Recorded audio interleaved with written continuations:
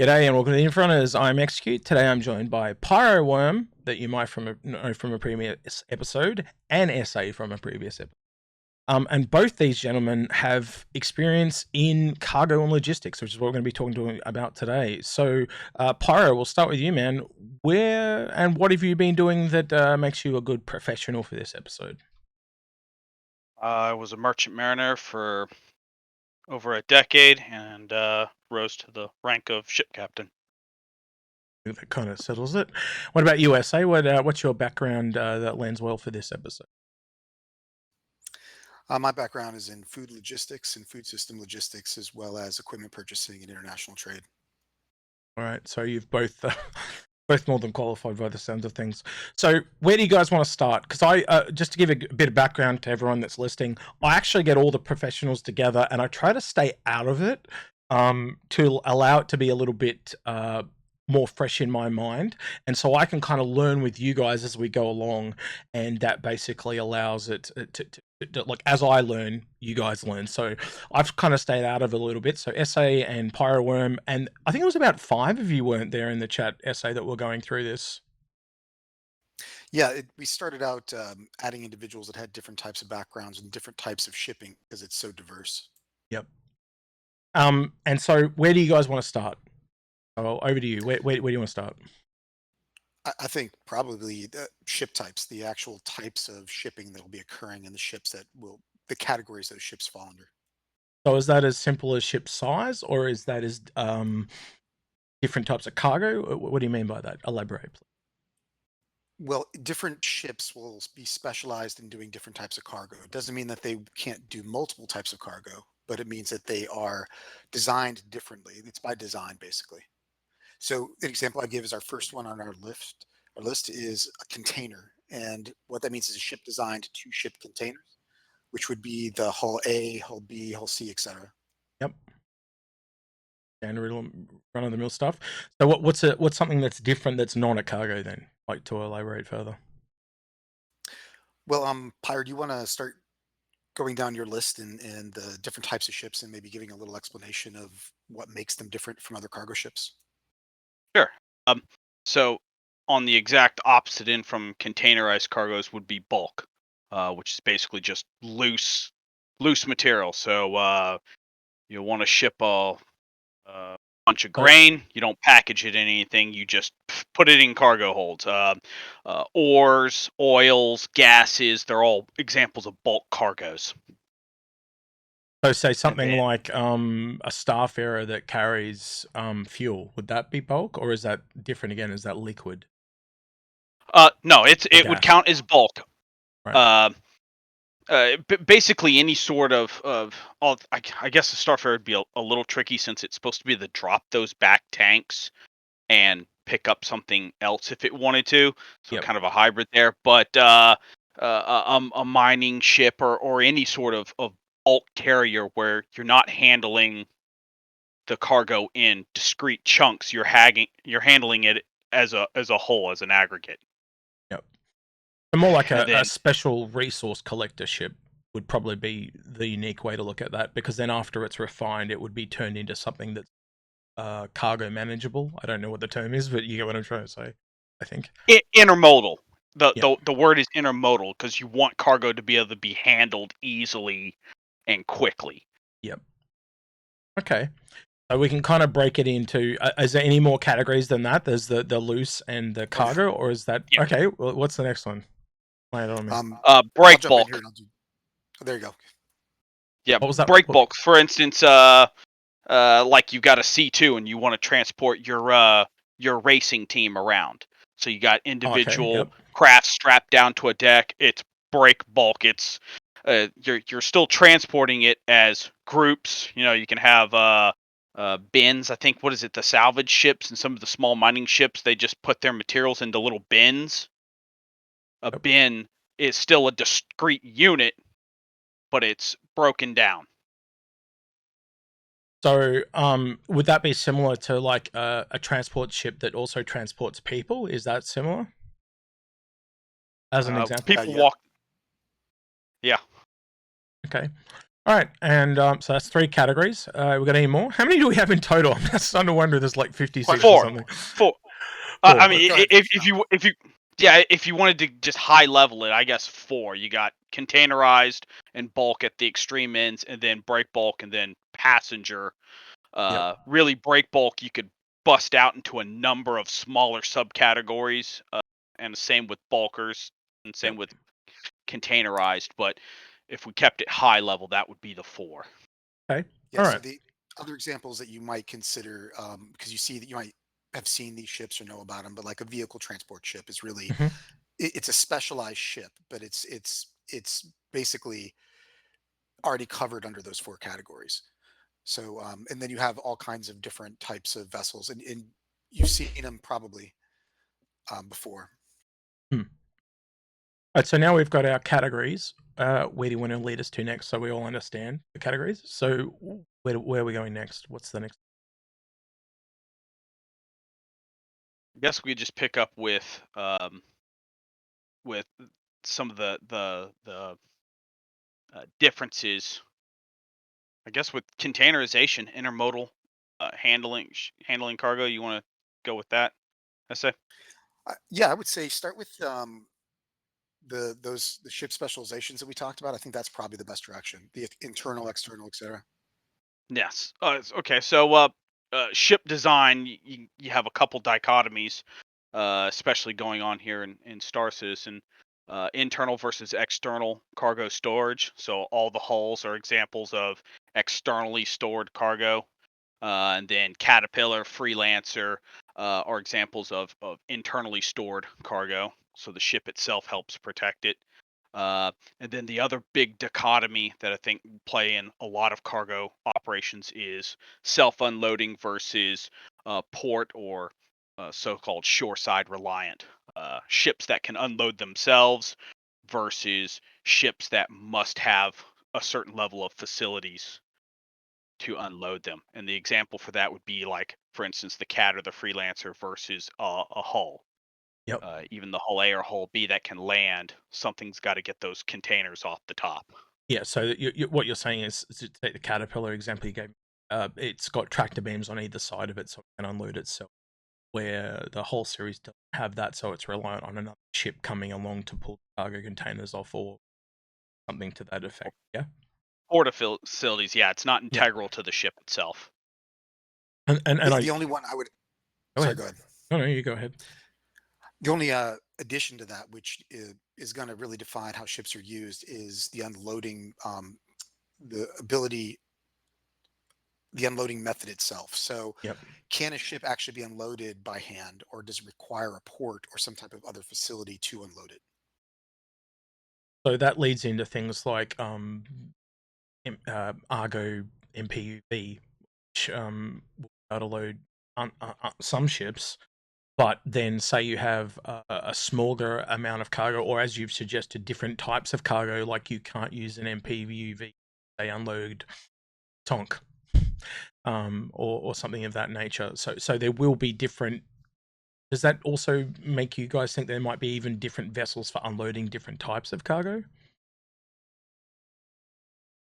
I mean, I would say Uh, that in reality, yeah, there should be, but for simplification of gameplay, I'm guessing they'll probably use game mechanics to cover a lot of the differing methods. Okay.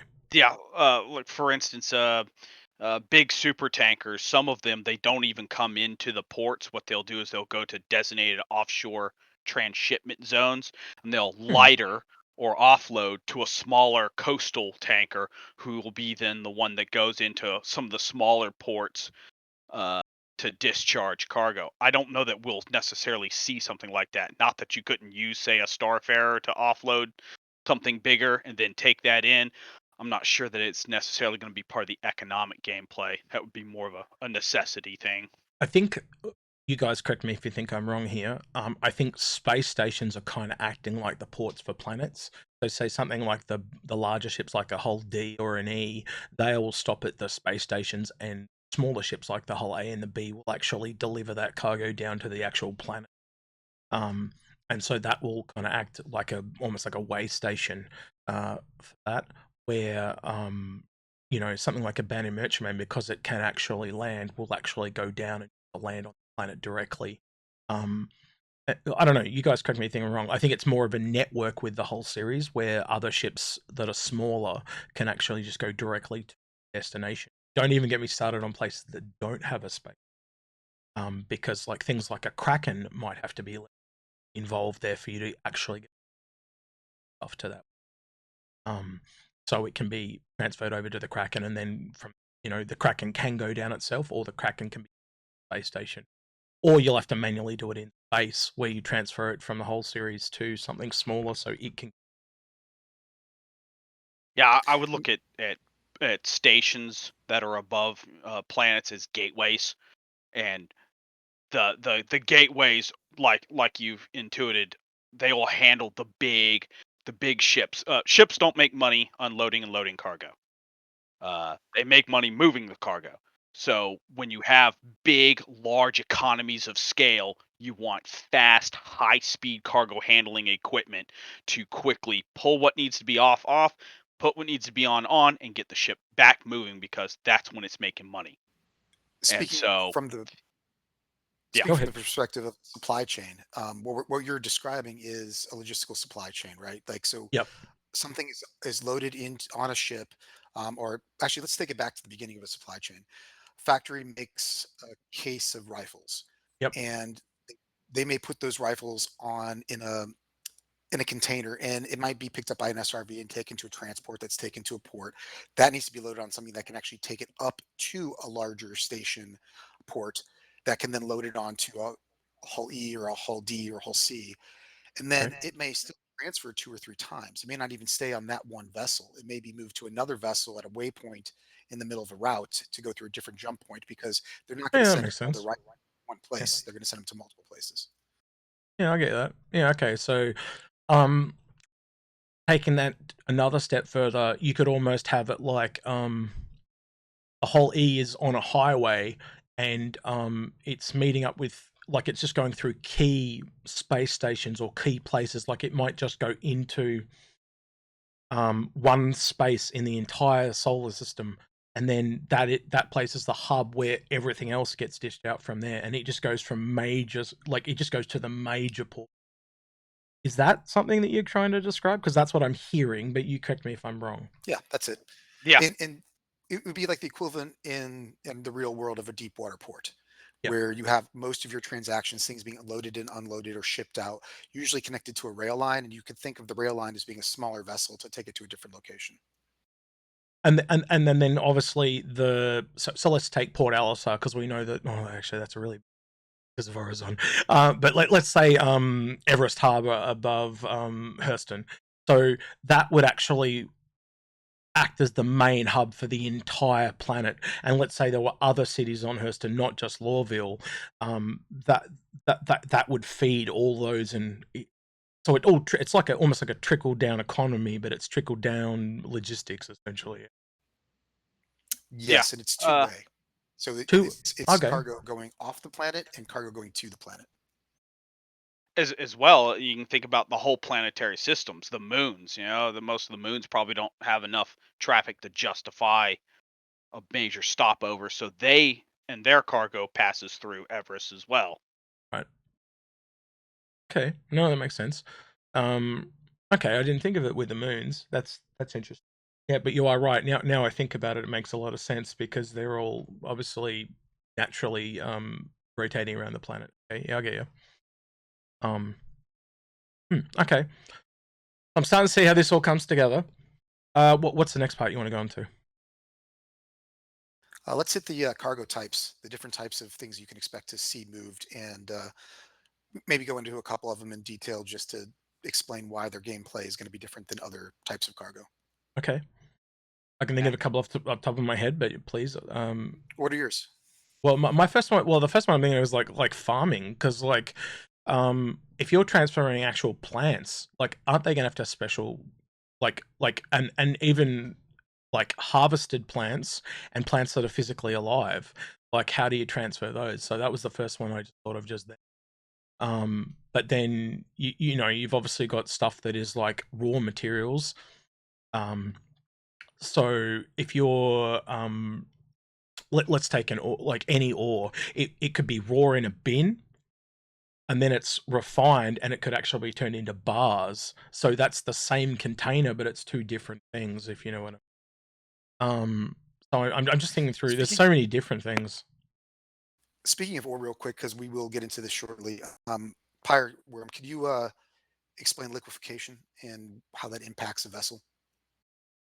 Oh, okay. So cargo liquefaction uh, is a phenomenon where cargo is actually liquefied. Yeah, I mean the name's not super original, but uh, it's a phenomenon known from like geophysics and whatnot, grounds and ground movement and earthquakes. The ground being pressed together and being vibrated and shaken against each other can actually liquefy. When it liquefies, then it begins to move around inside the ship in ways you don't expect. And this was the cause of the loss of the bulk Jupiter in 2015, 56,000 ton bulk carrier that went down off the coast of Vietnam because the new style of cargo it was carrying, bauxite, liquefied, and she heeled over too far one way in the seas and never came back. And just And rolled and she was gone. just rolled and started taking on water. I believe only 19 of the crew survived. Uh, but yeah, once you start rolling a ship over and it's orientated in a way it's not supposed to be, bad news. And you could think about that for So the any of the heavy cargo lifters as Can well. If you lean you over too far, you can relate thrusters that ain't back pointed the right to way. Star Citizen too, because they've actually talked about like I remember them talking about the Starfarer Gemini, because it's got extra armor. You can actually put the same amount of cargo. Like, so if you fill it full of cargo, it might not be able to take off because the ship is physically heavy. So there are going to be restrictions to where, so the Gemini might be exactly the same as the Starfarer in space because there's, you know, no gravity. But as soon as gravity comes into play, there are going. well, an example of how this could impact gameplay. Imagine that you're taking a container from orbit down with an SRV or attached to another ship, and it's filled with, let's say, a fine aggregate ore. And that ore, you have turbulence going down, or you're in a storm, and it begins to liquefy, and then all of a sudden, the weight in that container may shift more to the front, Are or it could cause the ship to. you seriously think they're going to put liquefaction in this game? Okay. All right. I didn't think that would be a gameplay thing, but okay, sure. So you actually thinking like, wow, okay, now I've gone to another level, because now I'm thinking like, if you don't look after your cargo when you get to the other end, not just damage, but like if you go through a radiation belt, it might radiate the plants, and they Absolutely. totally. Oh wow, okay, now I'm whoa. All right, Yeah, now we're we're going to talking get to another that. level, right? Yeah, we're going to get to that in the dangers. But a better example would be maybe to think of is, imagine that you have a container that could hold 4 Titan suits. Yep. And instead of having those 2 Titan suits in the front, they're both in the back. You've just shifted the weight. If they're not properly secured and they suddenly go to the front, that's going to jolt that entire vessel that's carrying that container. So securing cargo and knowing that you have everything properly balanced is also going to be in there. So that's going to be a skill of the gameplay. Like where they've always said Star Citizens, it's a skill based game. Is actually knowing how cargo works and where to pack stuff. So you can't, like, again, going back to your Titan suit example, you can't just pack that, say, off to one side of the ship and then put all the other stuff on the other side, because the Titan suits may weigh heaps more. You may have to centrally locate them so they kind of Yes.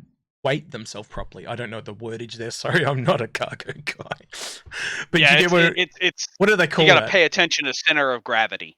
Center of gravity. There we go. Yep.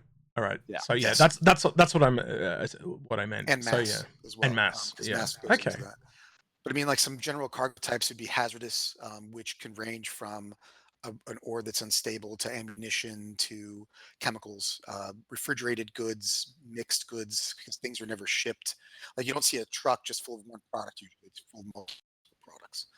And then you get livestock, all Uh, illicit goods, packaged, all kinds of things. How do you reckon they're going to simulate? So I'm remembering back when I was a kid, and we had these.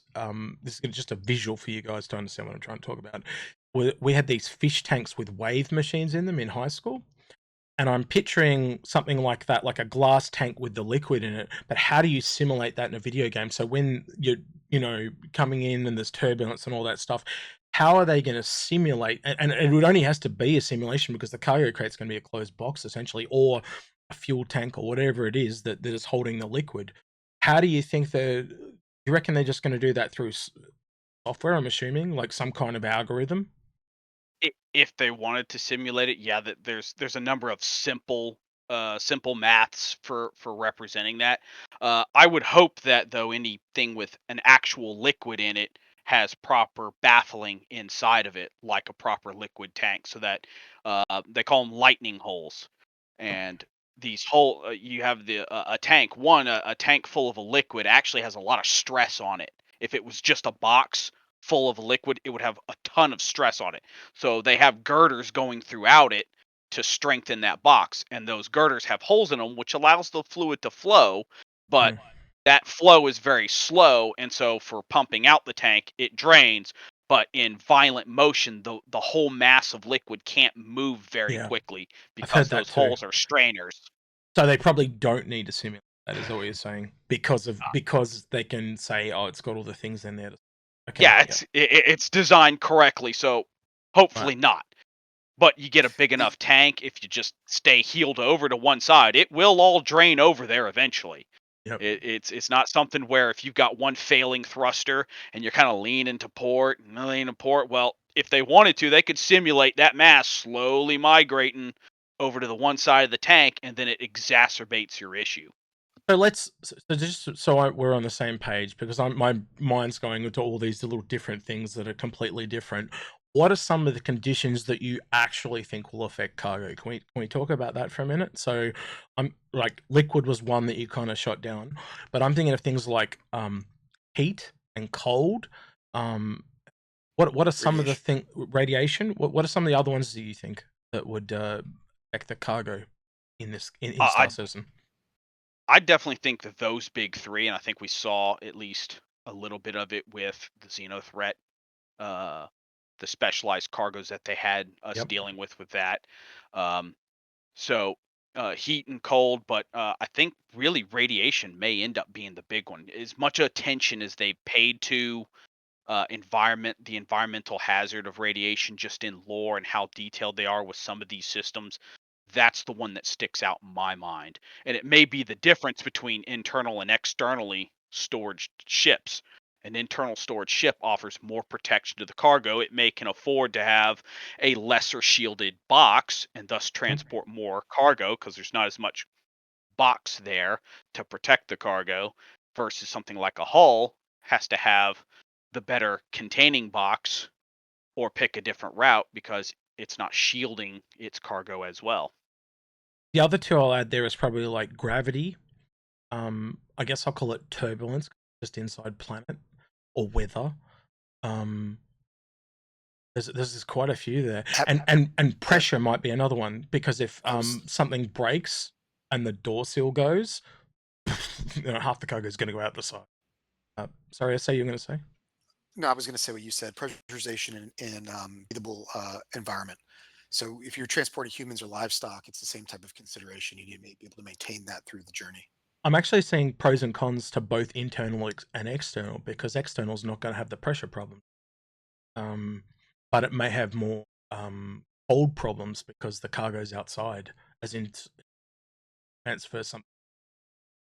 You're really going to want to transfer that internally because you get a heater or special container that's heated, and I think it would cost a lot more to run a container outside that's heated. But Well, or I think you're right, but also refrigeration. hmm, So the opposite of heat, like you may need to keep something within a temperature range, and that gets into the gameplay loops that are potentially available. yep. And it goes back to what Pyro said about the like they've actually thought this through: timed cargo, special cargo, can't warp cargo, all that type of thing. So you can at least take those three basics from Xeno and extrapolate quite a few.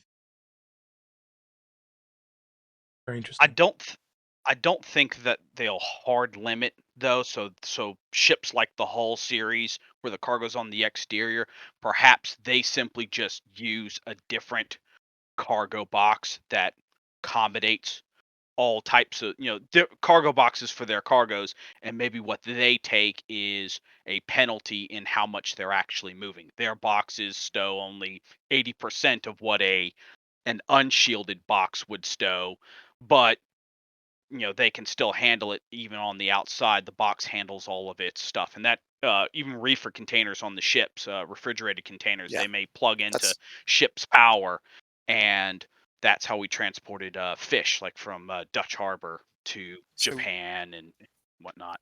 the gameplay as well may be adjusted with those type of systems, because imagine you're going to go pick up fish from some port in a Hully.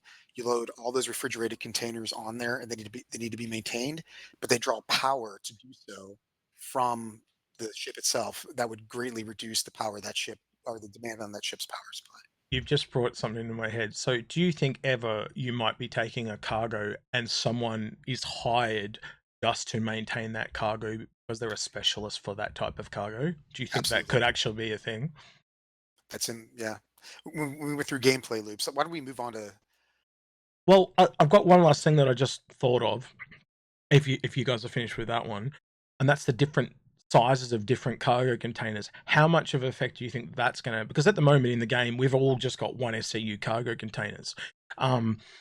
Like, because I see like you're not going to be able to take a one SCU cargo container and put like just anything on top of it. It's actually going to have to fit together like a jigsaw puzzle. So though we have limits of cargo of like say pick a ship and it's got 1,000 SCU, you might only be able to put 900 in because of the different cargo containers. Is that going to be a thing? Or I am think I? so. Yes, that's a core challenge of especially break bulk ships that can accommodate all different types of broken down cargo, because they're not locked into the container concept. But that's the downside. They can take all types of cargo, and it not doesn't necessarily all fit together very well. And bring your Tetris game. Yeah, that's what I was and going to say. You got to be good at Tetris and part Weatherman, I'm hearing so far. But yeah, keep going. Sorry, it's Ashley. potentially dangerous Tetris too, because you have certain cargoes can't be combined, whether it's temperature, Think of radiation, that. chemical reaction, the ability for it to shift. There's a lot that goes into load planning cargo. So I can see advantages of other ships now, like the Caterpillar having the separate modules, so they're technically separate rooms, and they can have different temperatures for different rooms as well. Like because we all know that each one of those things has its own modules and stuff. Components. So basically, you could set different rooms to different temperatures and different unique. So Caterpillar may have an advantage over a ship like a Hercules, where the Hercules is one big massive room. Ah, see. Yeah. And if I Yep. could go back and touch on one of your earlier questions when you were talking about live plants and whatnot, Yep. and tying this into that logistics chain, when you asked, the differences between transporting a live plant versus plant goods, that can be just simply parts of the logistics chain. The Yep. farm that's on the little moon has a little Argo MPUV come and pick up, you know, plants, perhaps live plants or just or collected up plants, and they're stored just how they are in boxes loaded in, no special handling, because that little guy is going to make a quick 20-minute jump across the moon to the port. At the Mm. port, it may be processed to some level and repackaged in a larger container, something more economical. It goes up in a Caterpillar or a Freelancer and rides over to Everest Harbor, where at Everest Harbor it may be handled again. Tr- the boxes of those plants or processed plant goods go into a container. Now there's your container ship coming along with one box collected of everything to go on to wherever its destination is. And then that also plays into the ores, the bulk versus refined. You put it into a bar. Now in a bar, it goes somewhere to become casing for a shield generator, and then now it's no longer nice and compact anymore. Now it's back to being large and loose, And because every casings single don't one stack of very well. sorry to interrupt. Every single one of those you've mentioned, there's a cargo ship between those. Yep. Yes, and the cargo And ship's got to take that challenge. Yep. So I've and now there's a had variety of cargo ships. I've now had 2 epiphanies in this episode, and so that's pretty good. I normally only get 1 or 2 an episode, but yeah, that's Wow. Okay. So cargo at the moment is literally just this flat thing where you buy it and you fill up your ship with 1 SCU, and it's this, little box that kind of put into bigger boxes. But with what's coming, it's going to be a lot more lived in and realistic, and you're going to have all these different weird shapes and sizes. You're going to have lots of different things to deal with, weather, gravity, center of gravity, pressure, all this type of stuff. So what I'm seeing is this initial thing that I thought it was just like an A to B. It is way more than that. There's like planning ahead, there's management, you might have to hire special crew, and that's just what I'm at so far. So let's go on to the next stuff. So what do you want to tell me? What's the next thing? Let's get into the gameplay loops because you just led right into it with the Yep. different type of crew. So I mean, the obvious ones are the pilot. Everyone thinks of that, a co-pilot, a captain. But what they don't think of is that when you are a specialized pilot, you learn by doing how to be the best at what you do. So it may not sound glamorous to be the best freelancer max pilot, but once you're loaded with cargo going through atmosphere, a good freelancer max pilot is going to be able to do something that a fighter pilot can't do. Sorry, my brain just went weird places. So I'm thinking there's a freelancer max pilot there that's so good he knows exactly when to drop the cargo to blow up the cutlass behind him. Do you know what I mean? Like just like volatile cargo. Sorry, but yeah, I digress. I'm going off on a tangent, but that may be a thing. Like they know exactly when to drop the cargo in a particular place to get someone off their tail or something. That could be cool. Yeah, and even easier in like a Nomad or something that's open because you can just release it. Yep. Now, so another gameplay loop is going to be cargo management. So if you think about, especially with the larger vessels, because in a current vessel, if you have a refrigeration unit or you have some specialized unit, a pressurized unit, the crew will go and monitor that to make sure that it's within the proper ranges to take corrective action. And when you think of a freelancer in those 2 extra seats that are behind the pilot and the co-pilot, Yep. those could be used for monitoring of individual cargo. And if they wanted to take it further, they could make the player have to get up and go find the box to like tune it back down so it doesn't blow up or stays within the right temperature range. I'm actually picturing, like, you know how you go mining at the moment and you got to keep it in the green? Literally, there's a guy at the back and it's some kind of volatile cargo and he's playing with frequencies or whatever it is that's keeping the cargo in check, and he's got to keep it in the green while they're flying through some kind of nebula or something like that, or even just normal space. But you get where I'm going though. So that could actually be 100%. like I don't know what to call it, cargo management officer or something like that, and they are hired for, as I said earlier, for specific types of cargo. That yeah, okay, sorry, I'm at a different level now, Well, but yeah. yeah, and no, I mean, your dad, that's exactly what I anticipate there being. And when you get into the different types of cargo, like let's say you're transporting prisoners in pods, that specialized crew member could be a medical professional, EMT, or a law enforcement officer. Because you have a contract to transport Keeping prisoners, them for example. alive because they're in suspended animation, like, and if something goes wrong, they just die outright. Yeah. Yeah. So I mean, I was gonna say on real ships, there's a small vessel. You may not have someone necessarily specialized. Your engineer may take up the additional duties, but the bigger the ship and the more the workload is, the more you may look towards a specialist. Like the container ships that carry refrigerated cargoes, there's usually a refrigeration tech. That's his job, is fixing those containers, keeping that cargo in in spec. So maybe not the little guys you may not hire outside. It may be somebody's job on the ship, to learn how to do it and be good at it. Bigger But ships. but you're showing again, like I said before we started recording, I said cargo is a really good example of shows you how the scale of going up ships. You've got your whole A where it's just cargo, but then when you get right to the other end, like you and everyone on the ship has to load and unload that cargo. And now I'm understanding, like you just said, Pyroworm, you might even have specialists on their specialist cargo. The complexity, literally, we've talked about this in other episodes. Like I had one with Paul where we like, you're gonna need friends to play this game. Like the people that think they're gonna play solo 100%. and alone, they can do that, but they're gonna be right at the bottom of the food chain. And you can clearly see cargo is a really good example of that. Like the complexity as you go up, the more and more people and the bigger the ship gets, the complexity is just going to ramp up and up and up. That's really okay. I wanted to add one more thing onto the monitoring of cargo. So in a smaller vessel like a freelancer, you stand up, you walk to the back, you take a reading of it. But what are you going to do on a Hali?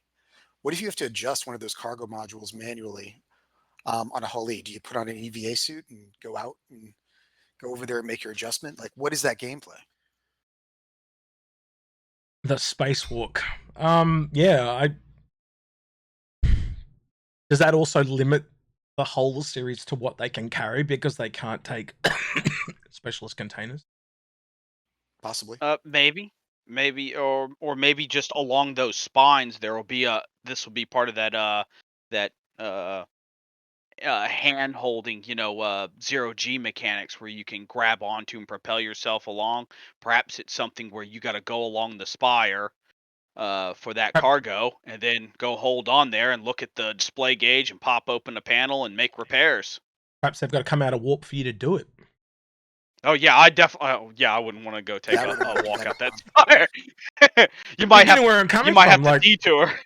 Like what I'm seeing now is there are both pluses and negatives to a lot of ships. There's a couple that have come, that Caterpillar one and that one you just brought up. There are pros and cons to every single ship in the game, and we found that in other professions when we've done these episodes. But we're seeing that in cargo. A cargo ship is not just a cargo ship. It's does it have individual rooms? Does it have a really big facility to carry tanks like the Hercules? The Hercules made the Hali, though it can carry a lot, it might not be able to carry a lot of specialist cargo, so you want to put that in another ship like a merchantman or a Hercules or whatever.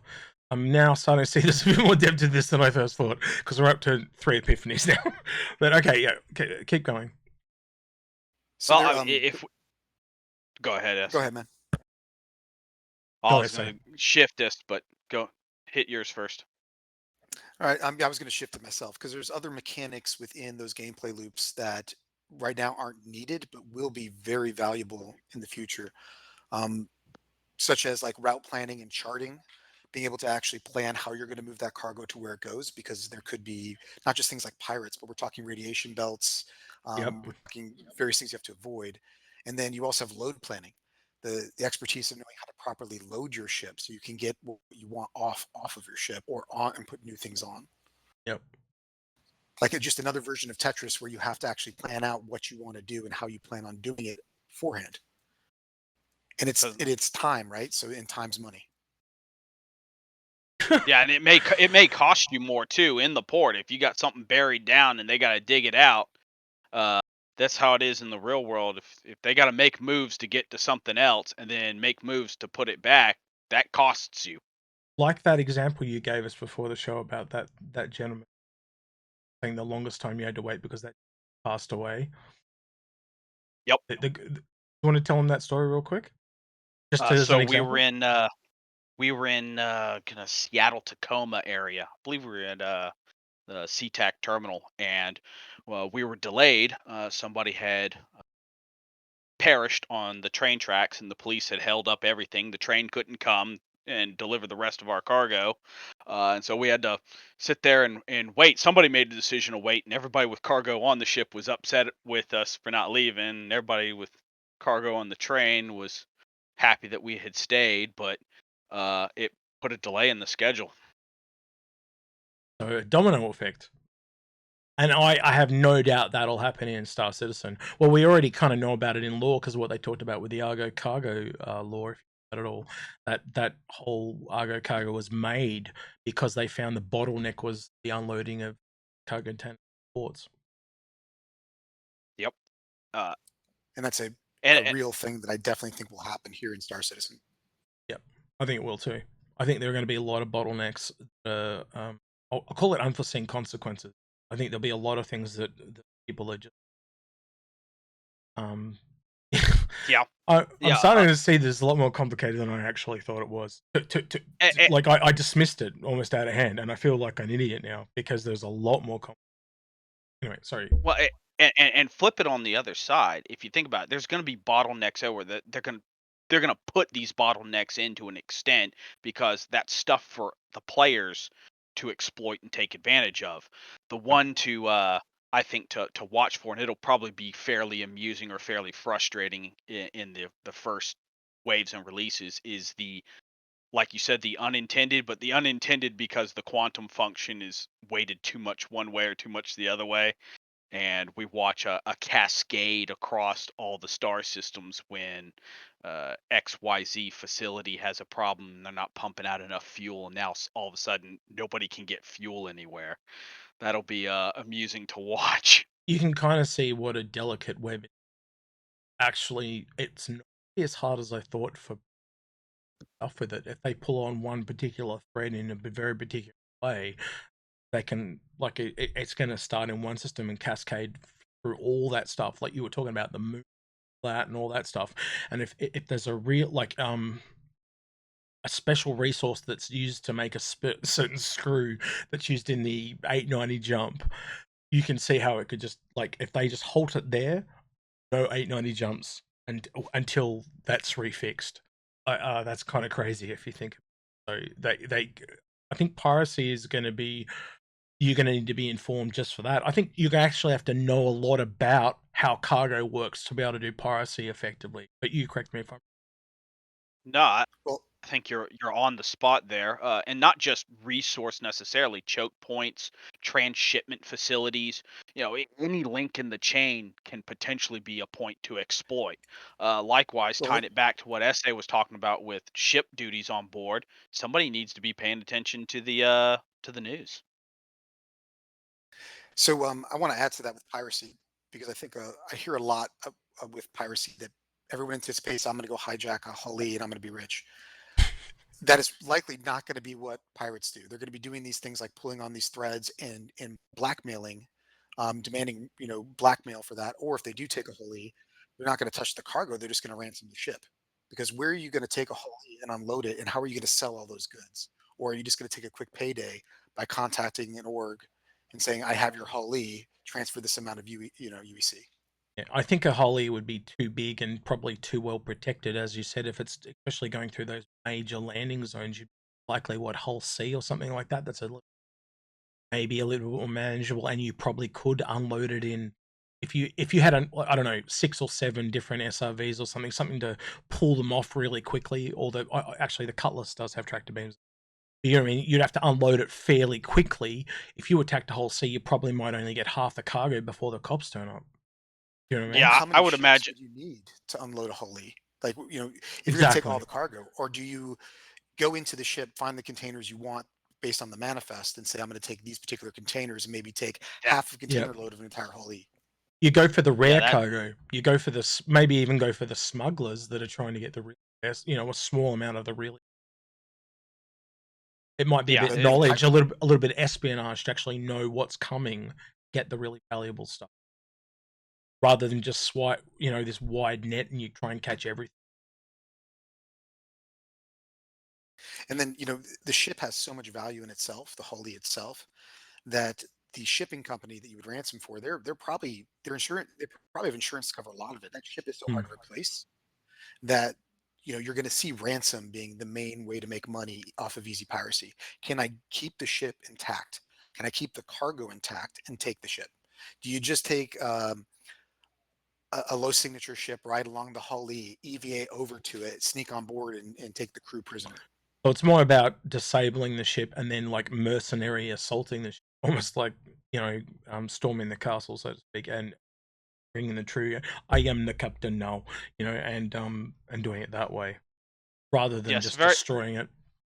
very much modern piracy is likely the order of the day. And I think you may see a trend line. The further you get into well patrolled, well secured space where you can anticipate faster return times, the more it will be either fast smash and grab for something high value, or a quick steal the whole ship, bring it somewhere less well well patrolled, and ransom it. But the further you get in the frontier, the more time you got, the more you can strip it down. You may just decide to strip the whole ship for parts and just leave the hull floating there in space. Probably the funniest thing to me when it comes to piracy and what I read that people think piracy will be is the idea that they're just going to hop in this ship and take it somewhere. And could that happen in Hull A? Yeah, easily. But you get into the Hull C and above, that is a large, very slow moving object. Like it's not maneuverable and it can't go if it has cargo, it can't go in atmosphere. So you're gonna have to hide it and it's gonna have a very large signature. And how are you gonna manage that amount of work? I think they're going to counter you with the force that you're willing to take on. So if you're a really big pirate organization, then yeah, you probably could take on a whole. But you're going to have to realize they're going to send something after you, and you're probably going to have to fight it off to keep God. It's possible, but I think it has to scale. Like it's going to scale with the number of people you have, and you'll actually start to ask yourself: is it more profitable rather than trying to share this holly with 100 people, whatever the number? Am I better off to have a smaller crew and attack smaller, easier, less defended targets? I actually think in a weird way it actually will limit it itself. It'll actually kind of balance itself out. There'll be a lot less really big pirate organizations because there's not enough big cargo to go So around. Go ahead. Ese, you there? yeah, sorry, I dropped out a minute there. I didn't hear All you right. for the last few seconds. It's all good. Go for it. Oh, so there's some other considerations when you're getting into cargo that right now we don't have to deal with, and one of them is cargo ownership. So who owns the actual cargo that's where it's being shipped? Right now, it's you buy it, you bring it somewhere, you sell it. But in the future, it's going to be you are being contracted to deliver something, and you won't necessarily own it. It could be insured. Your vessel will be insured, the cargo will be insured, but who pays for that insurance? Um, it's cargo is going to shift dramatically in the direction of becoming a more nuanced, specialized feature where each pilot or captain will have to learn their profession and what part of it they want to work in to be profitable and good at it. How does that work with scanning though? Because if you don't own it and someone puts something illegal and it's scanned, what's the legality there? Well, in the real world, the containers, for instance, are inspected and then sealed, and they have security tags on them. So as long as the security tag's intact, the cargo vessel, the shipper, whatnot, truck, ship, airplane, whatever, as long as that security tag's intact, they're basically absolved of responsibility for what's in it. Okay. No, no, But they okay. but they will At, be at the withheld. I mean, general or level. held. Yeah, Oh that's yeah, and fine. they'll That's fine. investigate, and they'll want to make sure that you didn't just swap the tag with another one, or that you didn't forge it. It's not an automatic free pass, at least in the real world, but it's the simple answer is that as long as it's sealed as it was from whoever delivered up the cargo for shipment, it's their problem, not yours. Okay. All right. Cool. All right then. What else? You got anything else you want to go into? Because I'm still going a bit blind.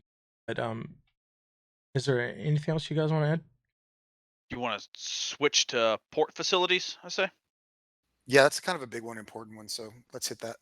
Yep. Port facility. So are we talking about the different unloading ships, the forklifts, all that type of stuff? Where are we going with this? Go ahead, Well, Pyre. Hit on it. first point would just be the class and grade of facility you're going to. Uh, I believe for instance, going back to that gateway station, right? Gateway Mhm. station's got a lot of facilities. Maybe it just handles containerized cargoes. Maybe it's a major hub and it handles Yep. bulk gases and liquids, ores, containers, all of it. Maybe it does all of it. We're And then seeing you have that. a We're seeing that already with different space stations. So you have a refinery space station, cargo space station. Exactly. Okay, I'm with you. Yep, keep going. yeah.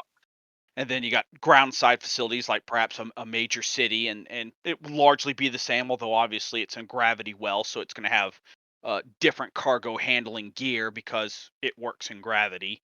Mhm. But then you start to migrate further from these central hubs, and the equipment and the specialization may quickly start to die off. You get to like the little farms, the little stations, the little crap. What was the name of them? SA. Like outposts or some of the Yeah, landing the pad facilities in between. outpost. So Yeah, so so essentially, we know through some of the different style gods that they have high tech and they tech and stuff like that. So you're saying something like a big space station might have tractor beams and stuff like that, but then something like an outpost might only have hand. exactly. And a cargo ship like an A may not even be able to unload because the between the ship and the port, the outpost, they just don't even have the gear to handle getting I that think container safely off that spine and down on the ground and then move it around. Just the hypothesis, taking it to the extreme. I'm kind of questioning that because I think you'll always be able to unload it. I think it might be the speed. What I mean by that, so let's take the whole A example you gave. You can physically grab the bottom containers, but there might be a container up the top that you have to track the beam on, so it takes a little. Where if you have something like you won't be able to take a ships down a planet, but say you can like a caterpillar, because it's got the tractor beams on it, it's going to literally be able to unload a lot quicker than say something like a ship that has to rely on lots of hand trolleys. Yeah, the caterpillar is an excellent example because it has all the lifts. You don't even necessarily need Yep. the tractor beam planet side. Mm. The little outpost, I guess we'll see. I don't know that tractor beams I think it's maybe going to be. even work that well. I think it. I think it won't be. Um, I think the size of the ship and whether it can land is the first part. I think the second part will be the time it takes because of what the ship becomes equipped with and what you have equipped. So, for example, if you got to a location and no one had uh, a gravity gun, kind of stuffed because that is going to be a lot. Well, you probably have your own, so you get where I'm going though, and it will just take Yeah. longer because you're the only one with a gravity gun, and there's probably less people because there's less population. So maybe the more remote a place, the longer and more time it takes. And you said it yourself earlier, time is money. So you're going to want to make sure you're going to places where you can be unloaded quickly and efficiently, or if it's a rarer place, that the materials you're taking them are highly desirable, so you make more money, like medical supply. Well, you Yeah, also have to be the careful come equipped with the tool for the job. with different types of cargo. You also have to be careful what you're bringing down on a planet. So a good example would be a whole A Yep, that is going down to a small refinery loaded with full containers of ore. You yep, just dramatically change the mass of that vessel, and you might land a lot quicker than you were anticipating. yep. So Oh yeah, that's true. it's there's a lot of little details here of why breaking something down from a container, putting it in the back of a freelancer might be the better option for you. That also leads to the whole A example. You might only go with half the cargo you would normally because it weighs so much more. I didn't even think of Yeah. that one either. Until And it's okay, how does that ship, handle a microtech in some of those windstorms, as it's coming down. All yep, those factors really play into making that cargo pilot having to be extreme. The better you are, the reputation, and that's like the last thing I wanted to bring up was like reputation, because if you mm, get really good, if your org is the best transportation org in the verse, you're going to get a lot of contracts and be a lot of other orgs looking for you to support them, because when they get out there really far and they realize they can't support themselves, they're going to be looking for a resource, like you said, make friends or, buy them. I you're all like it's even just showing the knowledge of pilots there. It's not just simply knowing how to fly a ship. Like you're gonna have to know the location and the weather, all that thing. And I'm starting to think like even like planetary rotations and stuff like that. So there might be one day where there's a storm and another day where there's not. So if you've rocked up to a planet and you've never been there before, that's actually a bit dangerous. So you might want to hire a pilot that goes, yeah, I've been to Cephalus 4, I know what I'm doing, but the other guy's like, oh, I've never been there before. So that could actually, depending on your cargo, if you're just carrying underpants, no one cares. But you're carrying like a whole bunch of gold or precious cargo, then people will care. You know what I'm saying? It's But it's another factor. it's like that classic movie trope of you know um, I can get you there for the right price kind of deal.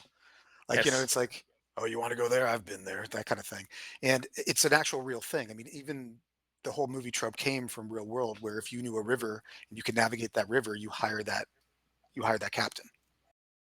Yeah. Even today, just regular everyday. I mean, we're using the word pilot in an aircraft sense, but Yep. ship pilots are generally required for every major port out there for I vessels above a certain size. I heard And somewhere that when you get to certain ports, sometimes they bring a guy on board from the local port to drive the boat into the port because he knows the uh, path into the it, port. it, Is it that true? it's not some. It's if you're operating on a ship, a real ship of any decent size, you're required in pretty much every port in the world Wow. to take on a pilot. And obviously he's not actually directly standing at the helm. Your able seaman standing at the helm. He's giving helm orders, Right. and he's directing the ship. And the captain is still responsible. If he thinks the pilot isn't doing a good job, he's still required by law to take control and do what he can to save the situation. Interesting.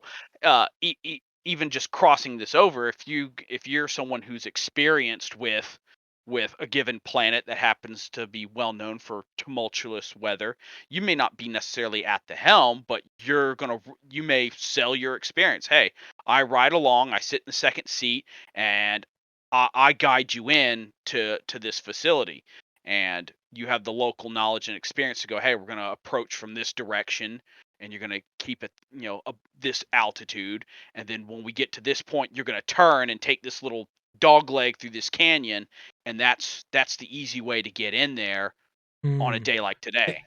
See, what I think is, you know how the selling of data, like navigating and like that, they might be able to sell paths or navigation paths that you buy.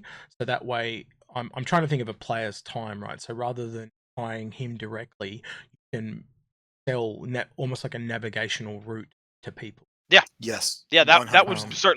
Um, certainly be a much friendlier method of doing it. Even if it was automated, like because they've said the wormhole ones will be automated, so you could literally sell that same tech if you think ones that warp SCMs. So you could literally just sell that to other people. Here's the safe way into this port that's got like lava or whatever, and the spouts and geysers and all that or whatever it goes off and get you in. Yeah, I Yeah, could. an experienced captain is invaluable to any ship. I mean, even things like um, you've loaded up a Holy. I'll go back to the Holy because it's the easiest one that everyone loves to talk about. You load that up, but you didn't really consider the mass. And so you go into quantum, and by the time you come out of quantum, you can't slow down your ship enough. So you overshoot. Because mass is still mass. Like it's gonna. Let's say you're just going to Everest Harbor and you're trying to get in to unload, and you don't really understand the nature of your own vessel and the cargo on your vessel. You hit Everest Harbor and take out its loading station. All of a sudden, that entire planet is suffering because you've just rammed your ship into Do, its do you main supply point. do you think they'll do it like that, or more likely the ship itself will the cargo would go through the ship and just totally destroy? I don't know. I think it all remains to be seen, right? Like, Yeah, how much but are but they but going you're to want? bringing up the How much you impact are they going to want? yeah bringing up the question though. So I do think that that's a thing. I'm more likely to go towards the it destroys the actual ship rather than destroy the station. But if you were to crash your ship into the station, then I think it could have an effect. But again, are they going to allow us to accidentally wreck space stations? Like that's another kettle of fish right there that you Yeah, could troll. But it could be a thing. If they actually make those space stations in such a way that they're modular, could a cut come back to the piracy thing, could the pirates come in and just like shoot off the refinery part of a space station, turning it back into a normal space station, essentially why it's broken or needs to be repaired, and the time that it takes for that to be repaired, they're making money somewhere else because they're able to sell stuff from their space station because it's broken. I mean, a possibility. Hmm. I think they're probably going to go down the route, of that they're currently doing with the turret system.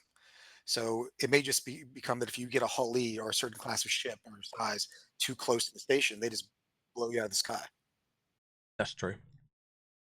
Another thought could be is that they can just write into lore stations like that are equipped with incredibly powerful tractor beams, and when they detect a collision course that can't be avoided, those are fired up. And the reason they aren't used to dock ships and everything all that regularly is when you get to that scale, they're kind of like a one shot and then they're down for a long time. And that's why they're not used in regular day to day. They're an emergency measure that every station would be loath to burn. I'm Sort of deal. I'm kind of assuming space stations will have tractor beams or the SRVs there to maneuver ships into, much like Right. they're doing. But you think something like a Hull E loaded coming out of quantum way too hot. That's a lot of energy. That's not a ship moving at 5 meters per second. It's a ship moving at But several hundred meters per second. I'm thinking though the ship computer would calculate for that. It would go, right, this is my weight, this is my mass. This goes all in calculations for. Yeah, it has Yeah, to know that. it could go both ways. So you could actually have someone stuff with a calculation, so they could stuff with the modules of the components, so it deliberately overshoots. I could see that. There's so many different things there. That's a can of worms. I think we might There's tons of unknowns in cargo. Yeah, I think we'll Like, I step mean, we back don't from even that one. know. Yeah, we don't even know about alien cargo yet, right? How things are good because it's a different system or different systems potentially. So, yeah, there's a lot to be determined, and it's clear they have some type of roadmap. It's just going to be interesting to see how they implement some of those things. Even just the first few that you went through earlier today, like, and we know this is all coming next year because you've got all the whole series is coming online. Yeah, this time next year or at the end of next year, I think. Wow, yeah, just a completely different game to what we've got now. If it just the changing of the cargo container size is going to be quite a big thing. Not just having that one S change the game. Is there anything else you guys want to add, or do you want to kind of wrap it up there? We're getting past 1 hour mark now. Is there anything else you want to add? I don't have anything. I think that's a good place to. Yeah, I mean, there are put a deeper stop rabbit to it. holes we can go down. Hmm? But you know, that could be another time, another place. I think we've covered just about all the basics. All right, then. Well, I'll thank you, Pyreworm and Ese, for joining me today. Let us know your thoughts in the comments below. Did you guys or girls or whoever's listening learn some stuff today? I know I definitely did. Let us know your thoughts on cargo, as it's definitely changed my mind on different ships. That was a really big one for me. Like I'm not gonna like I like the Caterpillar, but now I like the Caterpillar more because I now see that there's a difference between that and say the Hercules, things like that. Let me know your thoughts on the different cargo types. Is the system more deep than you thought it was going to be? Because it definitely is for me now. Yeah, I'd just like to know your guys' thoughts and comments, and let you know if you got enough out of this episode as I've just got out of it. So thank you guys for taking the time, Pyroworm and Ese. And just real quick, who are the other gentlemen with you, just so they get some credit for it as well, in that chat? Let me check real quick. I know Tortuga Jones was. Yep. And all bosun boats. Yep. Yeah. Boats. Yeah. Okay, cool. So there's a few other guys in there as well. And if we've missed anyone, I'll try and add it in the description below. All right. Yeah, like, subscribe if you want to go the extra mile on Patreon, all that stuff. You know, I ain't talking about it. We've got to feed the algorithm. Yeah, like this video if you like it. One of the things that these professional point of views, I like doing them, but they don't seem to track as well as some of our other episodes. So also let me know what we can do to improve these episodes, and if you want us to keep doing them. All right, then. Thank you very much, Pyroworm and Ese, and we'll see you in the next one. Thanks. Have a good one.